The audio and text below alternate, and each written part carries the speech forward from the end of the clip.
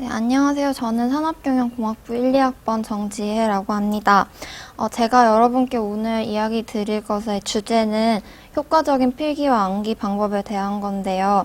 어떻게 보면 굉장히 뻔한 내용일 수도 있지만 굉장히 중요하다고 생각이 들어서 여러분께 소개를 해드리려고 합니다. 크게 세 가지 정도로 나누어서 이야기를 하려고 하는데요. 첫 번째와 두 번째는 필기에 관련된 거고요. 세 번째 마지막 내용은 필기와 암기 둘 다에 관련된 것이니까 잘 들어보시고 여러분께 도움이 되셨으면 좋겠습니다. 첫 번째 내용은 굉장히 뻔한 이야기일 수도 있겠지만 노트 정리는 강의가 끝난 후에 하셔야 된다고 생각을 해요. 왜냐하면 강의 시간은 필기를 하는 시간이 아니라 교수님들이 어떤 말씀을 하시고 어떤 내용을 공부를 해야 되는 건지 그걸 습득하는 시간이기 때문에 그 시간에 깔끔하게 필기를 한다거나 내용을 적는다거나 하는 것에 초점을 맞춰버리면 그런 강의 내용들을 다 놓쳐버리기 때문에 나중에 다시 복습을 해도 효과적으로 복습을 할 수가 없다고 저는 그렇게 생각을 합니다. 그래서 강의 시간에는 강의 내용에 집중을 하셔서 깔끔하지 않더라도 강의 내용을 다 이해하면서 받아 적어 온다는 느낌으로 초벌 필기를 하시고 그 다음에 수업이 마친 다음에 복습하는 시간에 따로 깔끔하게 정리를 하시는 편이 낫다고 생각을 해요. 그래서 여기 보시면은 저는 이제 초벌 필기를 할 때는 A4 용지나 이면지를 주로 사용을 해서 깔끔하지 않더라도 지저분하더라도 강의 내용을 빠짐없이 이해하면서 담아오려고 노력을 합니다. 그리고 그날 그 배운 내용을 복습을 하면서 깔끔하게 다시 정리를 하고 너무 많은 색깔을 사용하지 않으면서 강의 내용을 요약하는 형태로 정리를 하려고 그런 식으로 공부를 했어요. 그래서 저기 보시는 사진은 이제 강의가 끝난 후에 실제로 제가 복습을 하면서 다시 정리를 한 노트의 일부를 한번 담아와 봤습니다. 그리고 두 번째 내용은 이제 이거는 제가 지도 교수님한테 배운 노트 정리 방식인데요. 노트를 이렇게 양쪽으로 펼치게 되면 왼쪽 페이지와 오른쪽 페이지와 두 페이지가 생기잖아요. 그래서 왼쪽 페이지에는 이제 오늘 배웠던 내용에 대해서 정리를 하고 오른쪽 페이지는 비워두는데요. 이 비워둔 오른쪽 페이지는 어떻게 활용을 하느냐 하면 첫 번째는 이제 왼쪽에서 내가 배웠던 이론에 대해서 저는 특히 공대기 때문에 예제를 많이 풀어보면서 공부를 하고 있거든요. 그래서 관련된 예제를 옆에다 풀어보는 공간으로 사용을 하고 있습니다. 또 두 번째는 이제 복습을 할 때 눈으로 이렇게 보시기만 하는 학우분들이 많이 계실 텐데요. 그러면 이제 오래 기억이 남지 않는 편이어서 저는 직접 적어보면서 암기를 하거든요. 그래서 옆에 있는 내용을 실제로 암기할 때 직접 적어보면서 암기를 하는 그런 공간으로 사용을 하기도 합니다. 세 번째는 이제 이건 좀 중요한 부분인데요. 교수님이 어떤 이론을 설명을 하시면 그 이론을 교수님이 항상 설명해준 그런 방식으로 이해하기보다는 또 나만의 새로운 관점으로 접근을 해서 이해를 할 수 있는 부분이 분명히 있어요. 그래서 이런 부분들을 그냥 떠오르면 머리에 남겨놔야지 하고 그냥 넘어가 버리지 마시고 관련된 그 내용 옆에다 메모를 해놓으시면 나중에 실제로 더 깊은 공부를 하시거나 할 때 굉장히 도움이 많이 된다고 생각을 해요. 그래서 그런 부분들을 새로운 관점들을 적어보시는 공간으로 활용을 하셔도 좋고요. 또 이제 공부를 하다 보면 교수님들이 지정하신 텍스트북 말고 또 다른 텍스트북에 있는 내용들을 토대로 공부를 해야 될 때가 있는데요. 그러면 사용하는 책들 사이에 어떤 관점의 차이라던가 그런 것들이 있으면 그런 부분들을 메모를 해놓으셔도 나중에 공부를 하실 때 많이 도움이 된다고 생각을 합니다.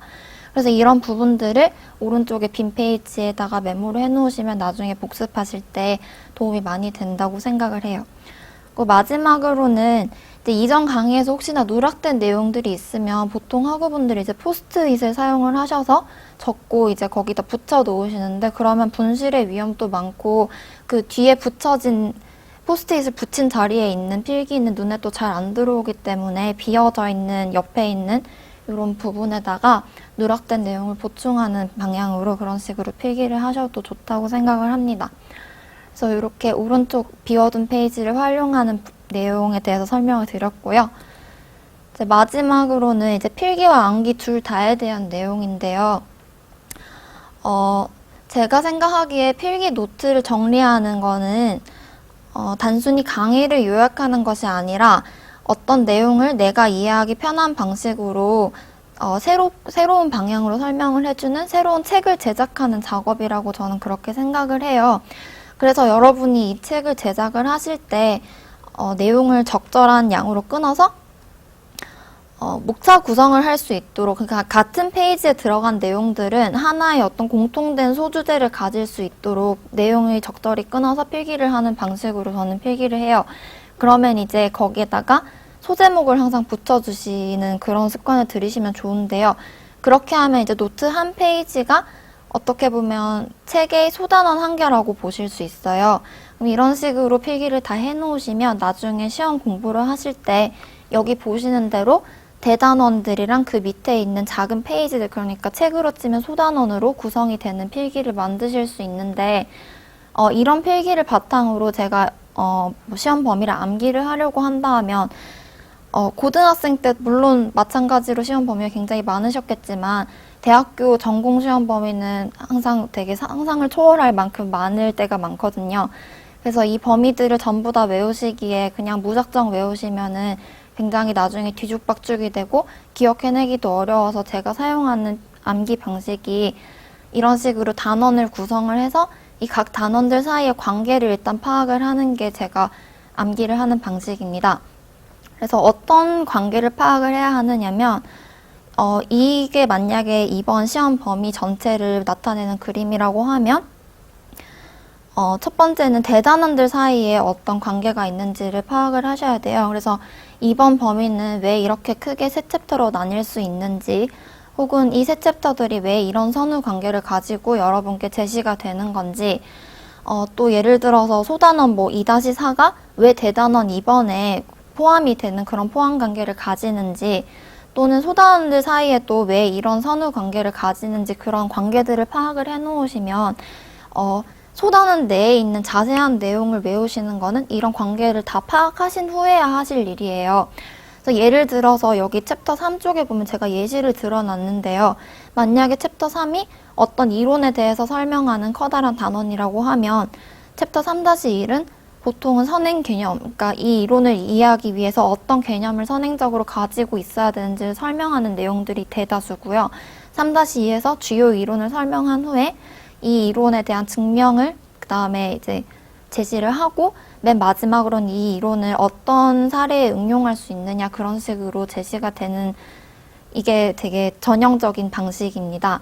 그래서 이런 식으로 외우시게 되면 앞뒤 내용을 까먹으시거나 할 일이 잘 없어요. 왜냐하면 서로 단원들이 다 관계를 맺고 있기 때문에 중간에 있는 작은 단원 하나를 잊어버리시더라도 앞에 내용이 선행 개념이었고 뒤에 내용이 어떤 증명이었는데 그럼 3-2번은 이 이론에 관한 것이었겠구나, 이런 식으로 관계를 이용하셔서 시험을 치실 때 잊어버리지 않으시고 계속 내용을 떠올리실 수 있는 장점이 있고요. 또 이제 무작정 외우다 보면 나중에 시험 치실 때 어떤 내용을 떠올리고 싶으셔도 굉장히 머릿속이 뒤죽박죽이 돼서 떠오르지 않은 경우들이 많이 생기실 거예요. 근데 이런 식으로 외우시게 되면 마치 책을 옆에 펼쳐놓고 찾아보듯이 기억을 더듬어 나가실 수 있기 때문에 시험을 치실 때 굉장히 효율적으로 기억을 하실 수 있는 방식 중에 하나라고 생각을 해서 여러분께 이렇게 소개를 드리게 되었습니다. 네, 이렇게 제가 말씀드리고자 하는 3가지 이야기는 다 끝났고요. 그래서 물론 대학 생활에서 여러분들이 뭐 대외활동이라던가 동아리라던가 여행을 다닌다던가 여러 가지 많은 다른 활동들도 중요하겠지만 학생의 일단 1번의 본분은 공부라고 생각을 합니다. 그래서 학업에도 열심히 매진을 하셔서 나중에 사회에 나가셨을 때 여러분들의 뒷받침이 될 수 있는 어떤 든든한 바탕을 쌓아 나가셨으면 좋겠습니다. 감사합니다.